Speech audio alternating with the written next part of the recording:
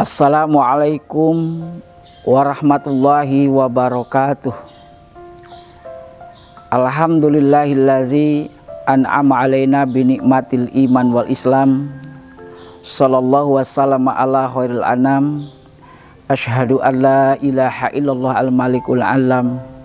Wa asyhadu anna muhammadan abduhu wa rasuluh. Allahumma fasholli wa sallim ala sayyidina Muhammadin wa ala alihi wa ashabihi wasallam. Qala Allahu ta'ala fil Qur'anil Karim as-sadiqul qailin. A'udzu billahi minasyaitonir rajim. Bismillahirrahmanirrahim. Wa may yattaqillaha yaj'al lahu makhraja wa yarzuqhu min haitsu la yahtasib. Al-ayah shadaqallahu azim. Jamaah Bina Dakwah TV yang saya hormati dan saya banggakan, puji dan syukur kita panjatkan kehadirat Allah Subhanahu wa taala. Alhamdulillah, Allah telah memberikan hidayah, iman dan Islam kepada kita semua, sehingga kita semua menjadi hambanya yang patuh dan taat kepadanya.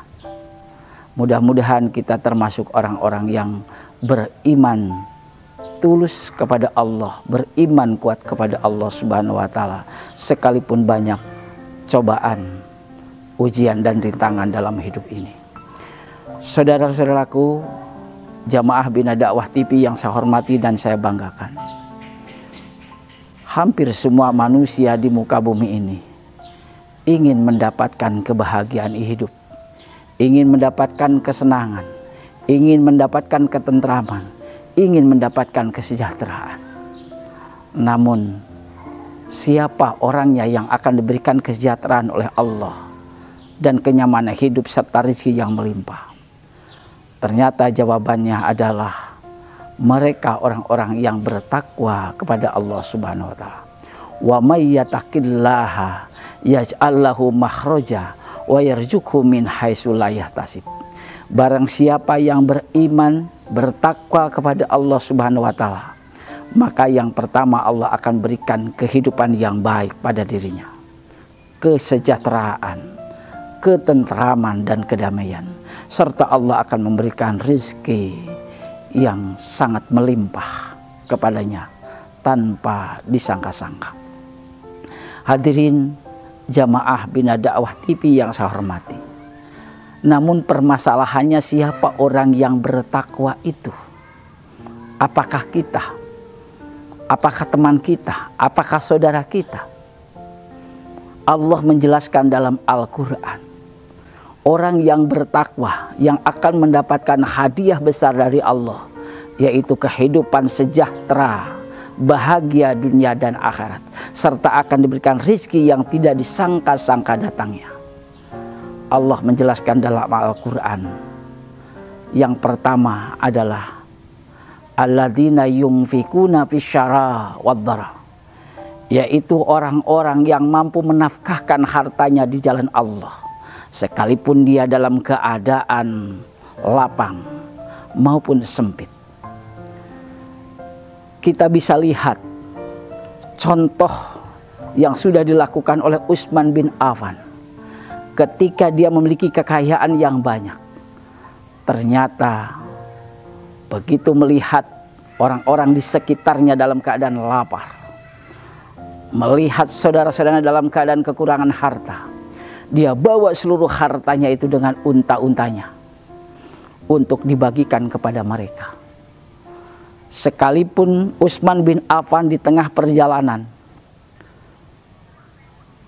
di stop oleh para pengusaha yang mereka menginginkan harta itu dan akan membelinya, bahkan diberikan keuntungan yang berlipat ganda, mulai keuntungan 10%, 50% sampai 100%. Ternyata Utsman bin Affan tidak tergiur dengan keuntungan yang mereka berikan. Bahkan dengan tegas Utsman bin Affan, sudah aku jual seluruh hartaku ini dengan keuntungan 700 kali lipat.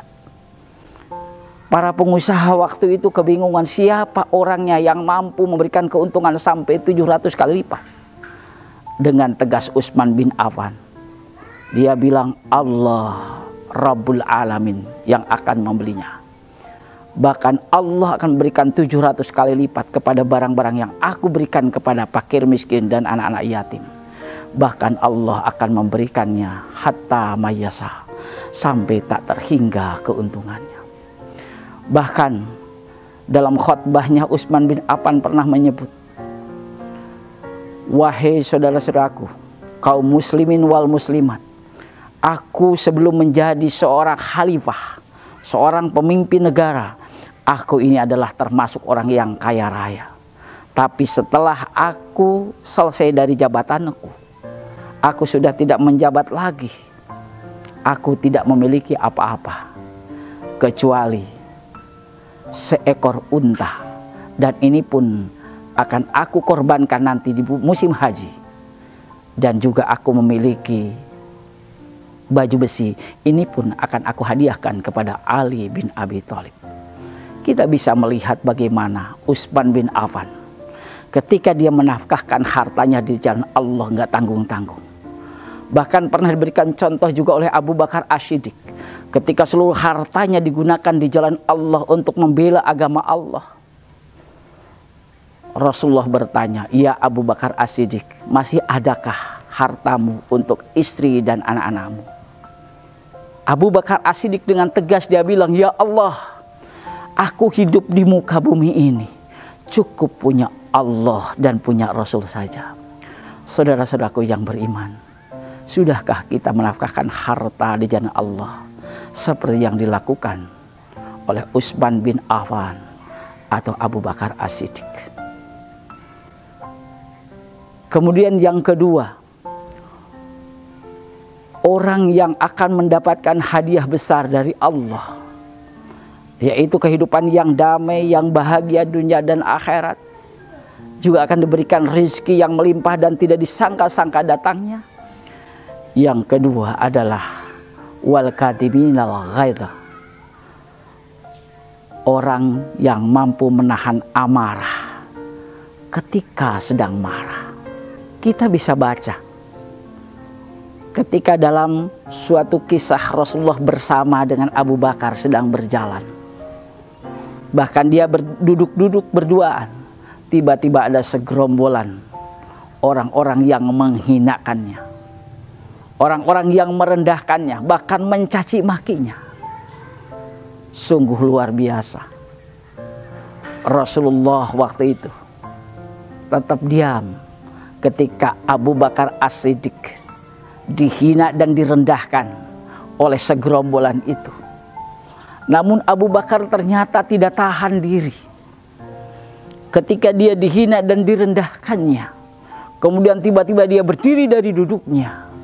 Namun apa yang terjadi? Ketika Abu Bakar As-Siddiq berdiri dan akan melawan mereka segerombolan orang yang menghinakannya itu, tiba-tiba Rasulullah berdiri dan meninggalkan Abu Bakar As-Siddiq. Apa yang terjadi? Ketika Abu Bakar As-Siddiq mau marah, akhirnya dia tidak jadi marahnya. Kemudian mengejar Rasulullah SAW yang lari dari tempat duduknya. Akhirnya Abu Bakar As-Siddiq bertanya, ya Rasulullah, kenapa kau tinggalkan aku ketika aku mau melawan mereka? Tapi ketika aku terdiam, menerima cercaan dan hinaan mereka, kau pun diam. Abu Bakar tahu enggak? Ketika kamu dan aku dihina oleh mereka, direndahkan oleh mereka, malaikat Allah hadir di hadapan kita. Malaikat Allah sangat senang kepada kesabaran kita ketika dihina. Namun ketika engkau berdiri dan mau melawan mereka, malaikat Allah langsung pergi meninggalkan kita. Daripada aku ditinggalkan oleh malaikat Allah, lebih bagus aku meninggalkan kamu dalam kemarahan. Subhanallah. Kiranya kita mampu melakukan itu semua. Mampukah kita menahan amarah ketika kita sedang marah? Tentu saja jumlahnya sangat sedikit. orang-orang yang mampu menahan amarah ketika sedang marah. Kemudian yang ketiga, Allah menjelaskan dalam Al-Quran, orang yang akan mendapatkan hadiah besar dari Allah, bahagia dunia dan akhirat serta rizkinya akan diberikan tanpa disangka-sangka. Siapa mereka? Wal afina anin nas, orang yang bisa memaafkan kesalahan orang lain. Kita bisa berikan contoh, kita bisa ambil contoh ketika Rasulullah SAW sedang berdakwah di Taif. Orang-orang Taif waktu itu marah besar, bukan menerima apa yang disampaikan oleh Rasulullah. Bahkan Rasulullah langsung dilempari dengan batu, dilempari dengan kotoran unta. Tapi waktu itu Rasulullah terdiam. Dia tidak lari, dia tidak marah, dia tidak melawan. Namun subhanallah, malaikat Allah turun, Jibril turun. Dia bilang sama Rasulullah, ya Muhammad Rasulullah, kenapa kau diamkan mereka? Kenapa kau tidak lawan mereka? Kenapa kau tidak hancurkan mereka? Izinkan aku ya Rasulullah untuk mengangkat gunung Tursina ini. Aku akan lemparkan gunung ini kepada mereka, biar mereka sampai rata dan habis. Namun apa jawaban Rasulullah waktu itu? Wahai malaikat Allah, biarkan mereka melempari aku dengan batu, dengan kotoran unta. Mereka melempari kepada aku karena mereka tidak tahu, mereka tidak memiliki iman. Mudah-mudahan kalau hari ini mereka kufur kepada aku, besok hari dia beriman kepada Allah, beriman kepada Rasulnya. Malaikat bertanya, ya Rasulullah, bagaimana kalau besok hari tidak? Mudah-mudahan lusa. Kalau lusa tidak beriman ya Rasulullah, mudah-mudahan minggu depan. Kalau minggu depan masih tidak beriman ya Allah, mudah-mudahan tahun depan. Kalau tahun depan juga tidak beriman kepadamu, kepada Allah, mudah-mudahan ketika dia mau mati, dia pun mau mengucapkan asyhadu alla ilaha illallah wa asyhadu anna muhammadar rasulullah. Subhanallah, tingkat kesabaran Rasulullah. Bahkan suatu ketika Rasulullah dihadapkan dengan orang yang selalu mengencingi dia, memaki-maki dia ketika dia mau berangkat ke masjid. Suatu saat dapat kabar bahwa orang yang suka mengencingi dia dan memaki-maki dia sakit. Maka lebih dulu Rasulullah datang untuk menyenguknya.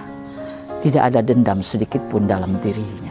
Subhanallah, sudahkah kita seperti itu? Sudahkah kita bisa memaafkan orang lain ketika bersalah?